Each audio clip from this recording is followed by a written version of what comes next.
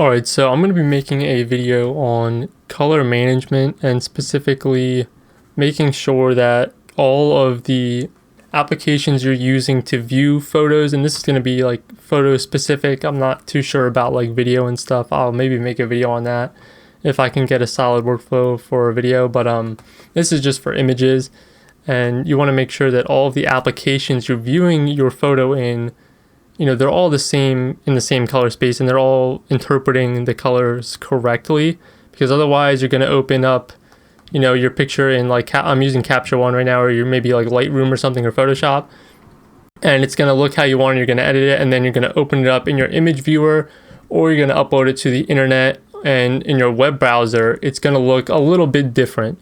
It's not going to be too noticeable at just a glance, but if you put them side to side or you overlay them on top of each other, the colors are certainly changed. And that is, of course, a problem because we want to have all of our colors the same across the applications we're viewing them on. So, for example, I just got a new monitor and a color calibrator, and I color calibrated my monitor, and that is going to give you something in the color management settings for Windows. You should go to your monitor, and then you'll see there's a color profile right here, and this is going to be the custom color profile for your display.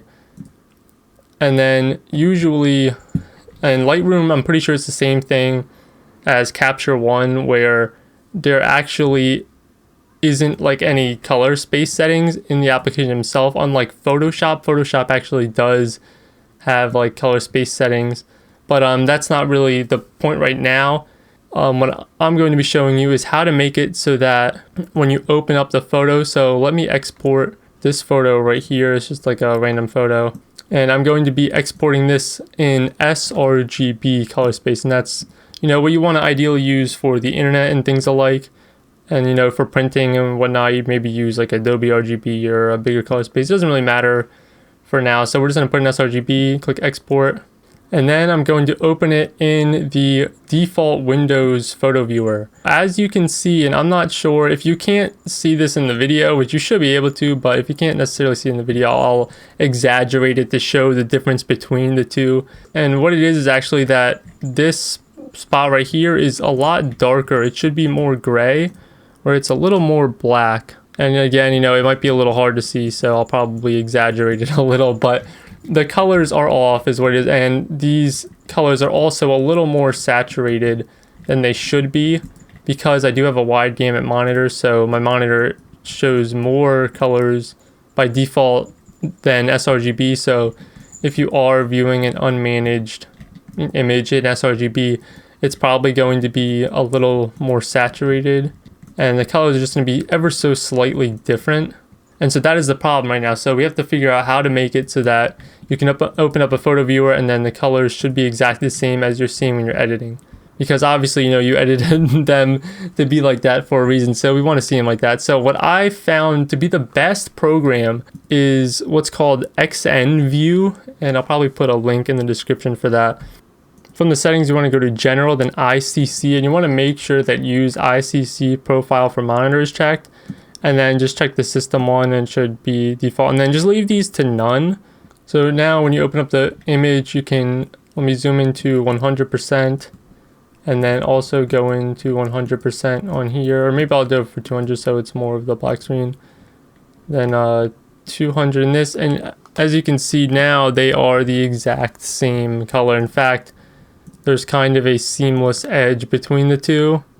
So you can't even tell that, like you're viewing a photo on top of it. They're just completely the same color, which is not the case with the, say, default viewing app. And actually what's interesting is the default photo viewing app and also Chrome, the web browser, they do make it so that all of the images, like if you have two identical images but in different color spaces, they will look exactly the same if you switch between the two. But they're clamped to sRGB. So they're in the same color space, but let's say you have one in Adobe RGB and the other's in sRGB. The Adobe one is going to be in sRGB, which for some reason, that doesn't really make any sense. But I can actually show you real quick. Let me just open up Chrome. All right, so I have another image right here. So this one is in Adobe. And then this one is in sRGB. And so if you click on that, it locks it to 100%. And then let me just go right here. Then I'm actually going to put them on 200 by, Control plus right there. And now I can just drag them to a similar point. It's actually, my comparison was on this car right here. So if you drag it over, scroll it up, and then you switch between the two, they are quite identical. Let me just make them a little more lined up.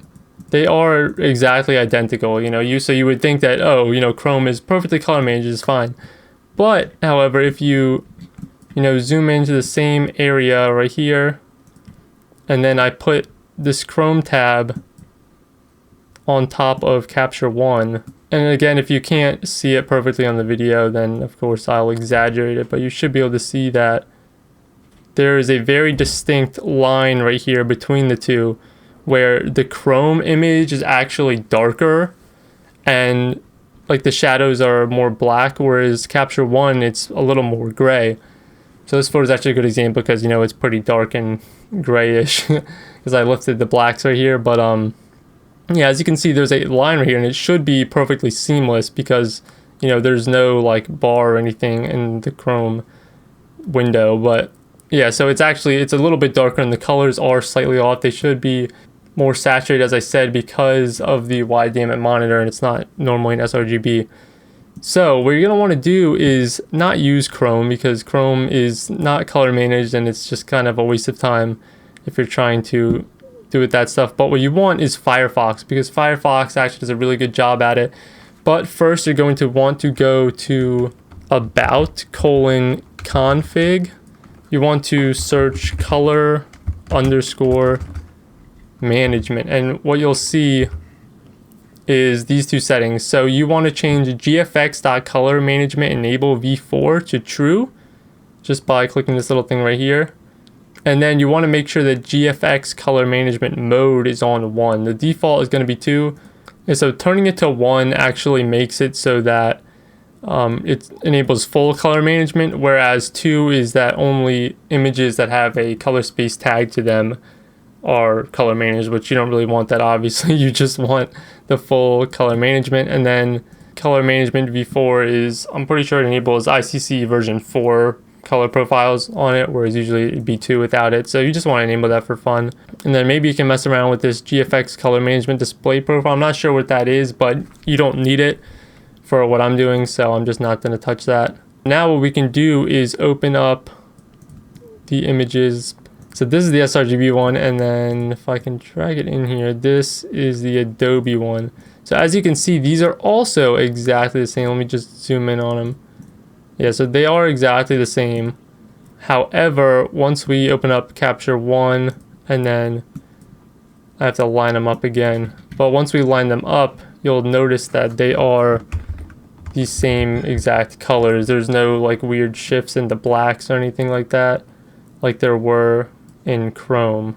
Oh, so I did my best to line them up, but as you can see, even though they're not lined up perfectly, there is it's very, like, it looks like it's seamless. Like, even though it's not lined up, the colors are still seamless with each other, which is exactly what we want. So yeah, and also if you go to, so that was the Adobe RGB one. Now this is the sRGB one, and it will also be quite identical, even though it's technically in a smaller color space, and I do not have proofing enabled.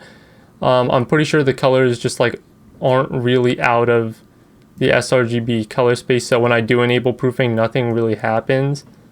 But if you are, dealing with some really whack colors or something like that, or you're printing or whatever, I would enable, proofing right here, and then just make it so that your profile is on, whatever you're outputting, or you can change it to like sRGB. So right now it's in the sRGB proof. I enable that, but it doesn't really make a difference.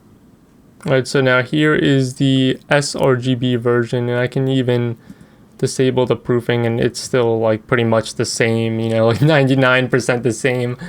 But yeah, as you can see, they are also seamless. So no matter which one I have it lined up with, they are the same color. Whereas in Chrome, you could see that there was that line where it was a clear difference between the Chrome being a little more black And then the capture one, which is how it should be, was a little more gray.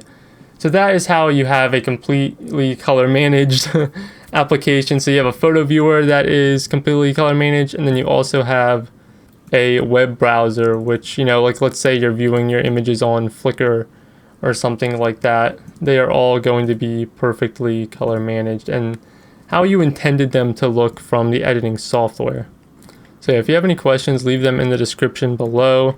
But yeah, this doesn't really go over like color calibration or anything like that because that's pretty simple. All I did, for example, was just I have a i1 Display Studio, and I just ran the software that came with that. I didn't use that one open source software, but I just ran that, and then it should automatically set up your color management in Windows, because for some reason Windows is kind of crappy and it doesn't have system-wide color management. I want to say that OS X or like Macs have system-wide color management, where like a lot of programs like Safari and things like that are completely color managed. I'm not too sure though, because I've never owned a Mac, but from what I've heard, it's a lot better than Windows. Windows is kind of bad at it. But yeah, so just make sure it's like set as default, your custom one, the calibrated version, and then everything should work smoothly from there.